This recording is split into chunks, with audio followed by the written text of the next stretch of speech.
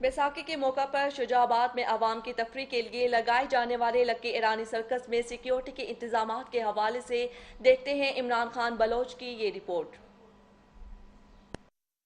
में अवाम की तफरीह के लिए लगाए जाने वाले लकी ईरानी सर्कस में सिक्योरिटी के इंतहाई सख्त इंतजाम हैं। खातून सिक्योरिटी गार्ड समेत सर्कस इंतजामिया के 40 सिक्योरिटी गार्ड्स हैं। अवाम के दाखिले के लिए 2 वॉक थ्रू गेट नस्ब किए गए हैं, जबकि सर्कस में आने वाले हर शख्स की 2 पॉइंट्स पर मेटल डिटेक्टर से तलाशी ली जाती है, जबकि मजमूई तौर पर उन्हें 4 सिक्योरिटी पॉइंट्स से गुजरना पड़ता है। सिक्योरिटी के हवाले से मुख्तलिफ मकामात पर 6 CCTV कैमरे भी नस्ब किए गए हैं, जो कि कंट्रोल रूम से मॉनिटर किए जाते हैं। सर्कस के चारों तरफ में 8 फुट बुलंद लोहे की चादर की 4 दीवारी भी मौजूद है। शहरियों ने सर्कस की सिक्योरिटी को तसल्ली बख्श करार देते हुए कहा, सर्कस वालों ने सिक्योरिटी के इंतजाम से हमें बहुत सेटिस्फाई किया है।